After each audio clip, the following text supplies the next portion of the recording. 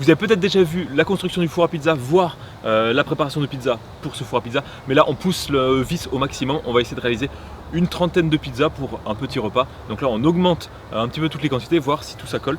Et ça a plutôt bien marché. Pour faire ces quelques pizzas, on va peut-être partir sur des quantités industrielles. Vous n'êtes pas obligé de faire ça chez vous. Quoique c'est toujours sympa d'inviter une trentaine de personnes pour faire une quarantaine de pizzas. On ne sait pas encore combien on va en faire. Donc pour ça, on a 7 kg de farine, 65% d'eau, donc 4 kg 55, enfin 4 kg 550 grammes, 21 g de levure boulangère et 80 g de sel. Okay. Donc la première étape, ça va être de dissoudre le sel dans l'eau parce qu'on a du gros sel, on n'avait plus assez de sel fin. J'espère que ça va bien se dissoudre. Hein. Quelle vidéo intéressante. Oui. C'est pour des filles chimiques, hein. Oui. Tu sais que 80 g ça va se dissoudre dans l'eau. Et carrément, ça va se dissoudre. Donc maintenant qu'on a de l'eau salée, on va rajouter les 21 g de levure boulangère. Donc normalement, il ne faut pas mettre la levure directement en contact avec le sel, sinon ça la tue, tout ça. Et vu que le sel est dilué, et pareil, on remue. Donc une fois que la levure est bien dissoute, on va mettre les 4,5 litres dans ce petit contenant.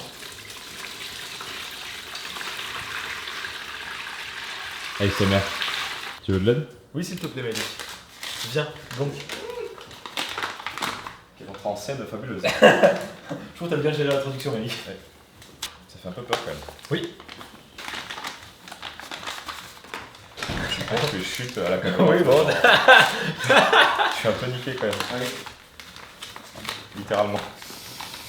Une main chacun, Maëlys. Oui, parce que sinon il y aura des problèmes. Ça n'est pas tant que ça finalement par rapport à la bassine, hein. Alors quand ça va gonfler, ça va C'est sortir ça. de la bassine, hein, je suis sûr. Ça c'est moi peut-être. Faut rajouter de l'eau. Bonjour. Ah oui, respire pas dessus, Maëlys, ça va rajouter de l'alcool. Est-ce que ça passe par les pores ou...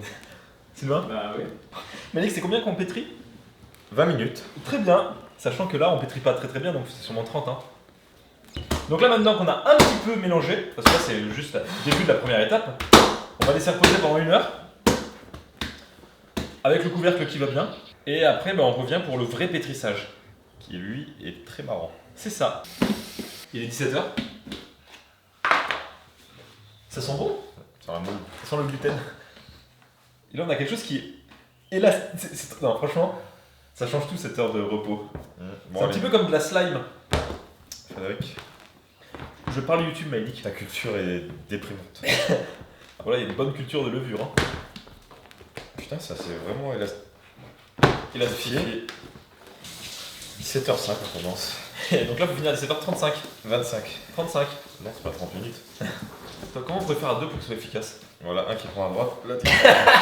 Après 20 minutes de relais à 3, on a 11 kg de pâte, je pense. Bien élastique, comme il faut. Maintenant, on va le laisser reposer au moins toute la nuit jusqu'à demain 10h. Avec le couvercle, pas complètement fermé, mais presque. Donc déjà, avant de commencer la sauce tomate, on peut voir après, ça fait combien? Ça fait 14-15 heures de pouce. La pâte a complètement rempli le bac. Donc on est parti quelque chose qui devait faire quoi? 12 litres à 32 litres. Avec des putains de grosses bulles. C'est assez sympa. Mais sinon, pour préparer la sauce tomate, on va y aller de manière très simple, on va tout faire chauffer d'un coup. Des tomates entières. En plus, c'est le moins cher. Donc 4 gros pots. Je vais prendre l'ouvre boîte. Donc, voilà les 4 pots. Et ce qu'on va faire pour avoir un semblant de sauce tomate, c'est qu'on va écraser les tomates à la main. Avec des mains propres, c'est bien. Comme ça fait des tomates concassées, il y aura des petits morceaux, c'est toujours sympa. Avec ça, on va rajouter les épices, donc de l'ail juste écrasé, 4 gousses. Évidemment, la mesure très précise est nécessaire. Du romarin, Du jardin. qui pousse ici, étonnamment. Il en faut pas mal. Voilà, merci. Et avec ça, un mélange d'épices. Donc cumin, coriandre, poivre, thym, origan, sel de céleri, un petit peu de sel. Et après, on fait chauffer ça à feu très doux pendant au moins 2 heures. Donc pendant que la sauce cuit et que ça sent super bon, je fais un petit peu de caramel avec du sucre et du miel pour mettre les oignons. Une fois qu'on aura du caramel. Donc là, on a à peu près 1 kg d'oignons. On va faire des petits oignons confits. Tu veux voir? Non. Ça colle. Seigneur. Dios mio. Donc là, ce qu'il faut faire, c'est on prend un peu de pâte, si possible, genre 200-300 grammes, pas plus, genre comme ça, et on retravaille un petit peu pour réaplatir et refaire un petit pâton, très aéré toujours. Voilà. Faire des flammes. Ah, mais t'es sérieux? Merde. Celle-là, elle est grasse. Celle-ci, elle est pour Vivi. Elle est trop fromage. Alors, je vais Ça, couper c'est un là-bas. mélange de semoule, de farine. Je Je suis. fine, ouais, pour que ça glisse mieux. Et je roule pas, je tire ça garde les bulles.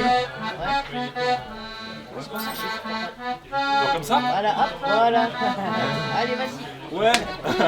C'était pas mal. il y avait des Il y avait- idées. ouais, il y avait- La soca, ça me dit quelque chose, mais j'ai oublié. C'est la un farine moment, de pois faut chiches. Ah oui. Tu sais.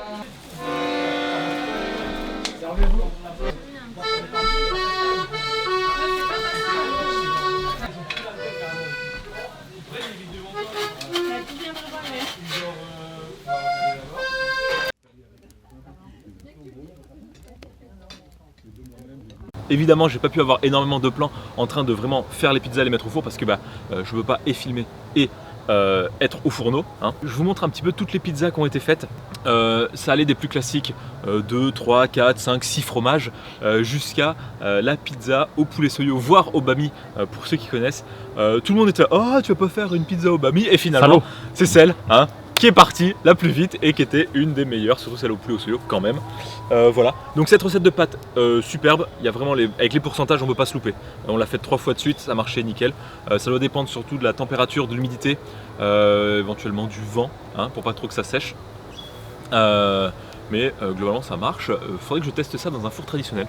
Toujours est-il que là c'est la dernière vidéo que je vais poster en étant effectivement en Nouvelle-Calédonie parce que je pars demain matin. Ou en ce moment à l'heure où elle est publiée, je sais pas trop. Et j'ai 4-5 vidéos à monter, j'ai pas eu le temps de le faire pendant les vacances. Je vous ferai ça pour la rentrée. En attendant, si vous voulez me suivre, il y a toujours Instagram pour voir un petit peu mes aventures entre Sydney, Dubaï et la métropole, histoire de continuer à faire rager de ce que je peux en fin août. Et moi je vous dis merci à tous, à très bientôt, peut-être bonne fin de vacances, bonne reprise pour ceux qui vont en cours et à très vite.